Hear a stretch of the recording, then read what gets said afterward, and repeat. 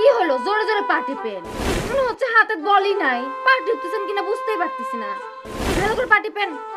বৌমা কয়েকদিন হলে অনেক জ্বর, শরীরে আর বল পায় না মা। তুমি যদি আমাকে একটু ডাক্তার দেখাইতা। জ্বর তো একটা বাহানা, সবসময় খালি সুযোগ খোঁজেন, কাম কি করে চুরি করা যাবো। একটু সুযোগ পাইছেন আর বাহানা খুঁজতেছেন। বৌমা কোনোদিন কি তুমি বাড়ির কাজ কাম করছো মা? সব কাজ কাম তো আমিই করি, তারপরে তুমি আমার সাথে এরকম আচরণ করো কেন মা? আচ্ছা আপনি যদি কাম কাজ না করেন তাহলে কে করবে কোন তো? ছেলে তো জানে যে তুমি একটা কাজের লোক রাখছো, ছেলে কি এটা জানে যে সেই কাজের লোকটা আমি, তুমি আমাকে রাখছো? কাজের লোক কেন রাখবো? সব কাম করেন না স্যার, কিন্তু খবর আছে। পা টিপেন।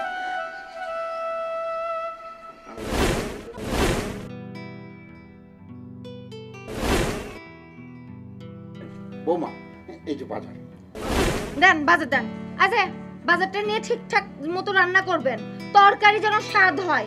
ওইভাবে আজে বাজে করে রান্না করবেন না। যান রুমে যান, রান্না করেন। আর এই যে টাকাটুকু তো আবার মারেন নাই। যত সব টাকা দেখলে তো আপনাকে জিভ দিয়ে মনে করেন খালি পানি আসে, কখন টাকাগুলা হামলে পড়ে খরচ করব।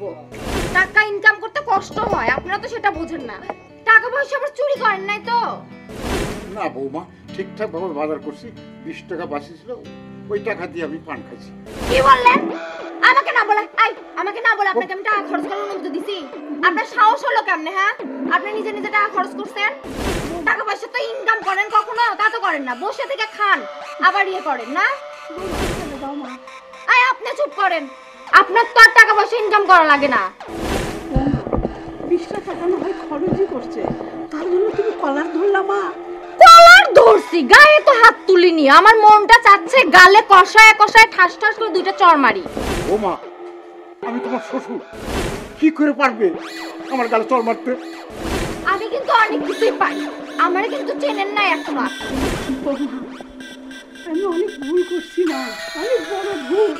আমার ভুলটাই হলো তোমাকে আমার বৌমা করে নিয়ে আসা, আমার ছেলের বউ করে নিয়ে আসা। কি ভুল করছো? তোর ভুল আমি শুধরাইয়া দিই। বৌমা বৌমা তোমার শাশুড়ি ছেড়ে দাও। ভাই তুমি? এইটা আমি কি দেখলাম? তুই তোর শাশুড়ির গায়ে হাত তুললি? ভাই কি করবো কও? উনি আমরা কইতেছে উনি নাকি আমরা এই বাড়িতে বউ করে নিয়ে আসা ভুল করতেছে। হ্যাঁ ভুলই করছে। ভুল না করলে তুই কি তোর শাশুড়ির গায়ে হাত তুলতে পারতি? ভাইজান তোমার বোন আমাদের সাথে এইরকম অত্যাচারই করে বা? ছেলে আমার কাজের মানুষ রাখছে, সেই মানুষকে বিদায় করে দিয়ে সব কাজ আমাকে দিয়ে করে নেয় বাবা। দিনের পর দিন অত্যাচারগুলো সহ্য করতেছি। আজকে তেমন কিছু হয়নি, সামান্য 20 টাকা খরচ করছে, তারই জন্য আজ আমাদেরকে দুজনের গায়ে হাত তুলছে বাবা। এই চল, তুই আর এই বাড়িতে থাকতে পারবি না, চল। বাড়ি যাবো না ভাই, এটা আমার স্বামীর বাড়ি। আমি আমার স্বামীর বাড়ি রেখে কই যাবো?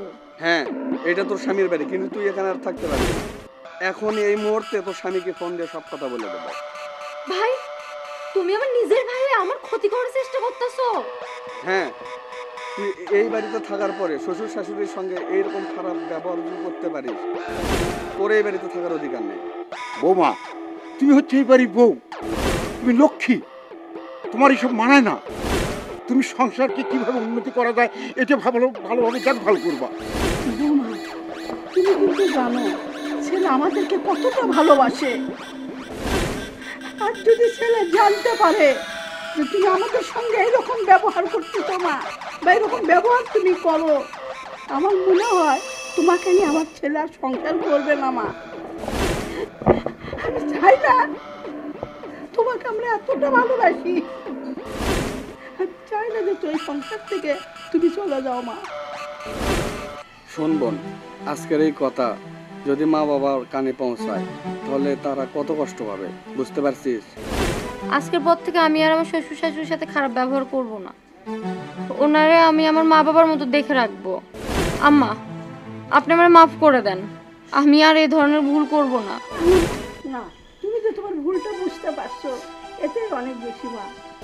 ছোট মানুষ বুঝো না, তোমার ওপর কোনো রাগ করি না মা, তো আমার মেয়ে, তোমাকে তো আমি আমার মেয়ের মতন দেখি। মহিমা, হ্যাঁ বাবা বলো। আপনাকে একটা খবর দিতে আসছি। এই মাসে আপনার ছেলে বাসায় আসতেছে। ও বাবা, ও গো শুনছো, আমাদের ছেলের মাসে আসতেছে। বলো